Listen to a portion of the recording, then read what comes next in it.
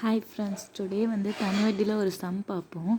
ஒரு தொகைக்கான தனி வட்டியானது அத்தொகை 16/25 மடங்காக உள்ளது. மேலும் வட்டியானது கால அளவிற்கும் சமமாக இருந்தால் அந்த வட்டி விகிதம் காண்கன்னு சொல்லியிருக்காங்க.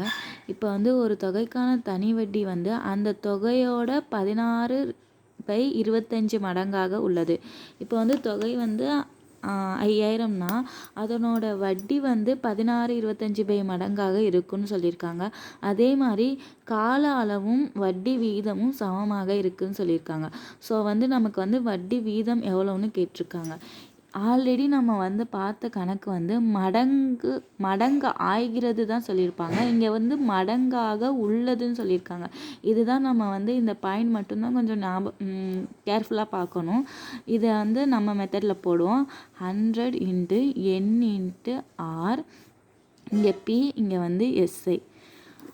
ஸோ 100 கணக்கில் கொடுத்தது ஃபஸ்ட்டு எழுதுவோம். இங்கே எண்ணும் ஆறும் சமமாக இருந்தாலும் சொல்லியிருக்காங்க. ஸோ நமக்கு ஆர் கேட்டதுனால ஆரே 2 வாட்டி போடுவோம். ஆர் பி ஒரு பீனா வர்ற வட்டி 16/25 மடங்காக இருக்கும். ஸோ 16/25 மடங்கு. இதுக்கு முன்னாடி கணக்கு மடங்கு ஆகிறதுன்னு சொல்லியிருப்பாங்க. அதனால் மடங்குலேருந்து 1 கழிச்சோம். இது மடங்காக உள்ளதுன்னு சொல்லியிருக்காங்க. ஸோ பி ஒரு குறிப்பிட்ட அமௌண்ட்டுனா வட்டி 16/25 மடங்காக இருக்கும். அந்த மீனிங்கில் தான் இந்த மாதிரி எழுதியிருக்கோம். இப்போ எப்படியும் பிபியும் கேன்சல், இந்த 100 கீழே வந்துடும். ஸோ r², இந்த 100 கீழே வந்தால் 16 × 100 இங்கே தான் வரும். இங்கே 25 கீழே வராது. இங்கேருந்து கீழே வர்றதுனா இங்கே மேலே தான் வரும். ஸோ 16 × 100/25. இங்கே நம்ம அடிக்கிற மாதிரி இருக்கிறனால டேரெக்டாக அடிச்சிருவோம். ஸோ 1 25 25, 4 25 100.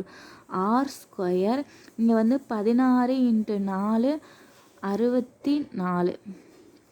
So r² 64னா r 8. நமக்கு எப்படின்னா ஆறும் எண்ணும் சேம், அது ஸ்கொயராக எடுத்திருப்போம். நமக்கு வட்டி வீதம் கேட்டிருக்காங்கனால ஆர் 8. ஆன்சர் 8%. இன்னொரு வாட்டி சொல்கிறேன். இது மடங்காக உள்ளது தான் சொல்லியிருக்காங்க. மடங்கு ஆகிறதுன்னு சொல்லலை. ஸோ மடங்காக உள்ளதுன்னா குறிப்பிட்ட அசல் அதோட வட்டி இந்த மடங்குக்கு ஆகுதுன்னு சொல்லியிருக்காங்க. அதே மாதிரி வட்டியும் எண்ணும் எதுவுமே ரெண்டுமே கொடுக்கல, ரெண்டுமே சமம்னு சொன்னதுனால ஆறாக வச்சுக்கலாம், இல்லாட்டி n² வச்சுக்கலாம். நமக்கு கடைசி லாஸ்ட் வட்டி வீதம் கேட்டிருக்காங்க. ஸோ ஆறாக வச்சுக்கிறது பெஸ்ட்டு. ஸோ r²ஓட வேல்யூ தான் 64 கிடைக்கும். நமக்கு ஆரோட வேல்யூக்கணும். R 8, 8 × 64. So r 8. Answer 8. Thank you.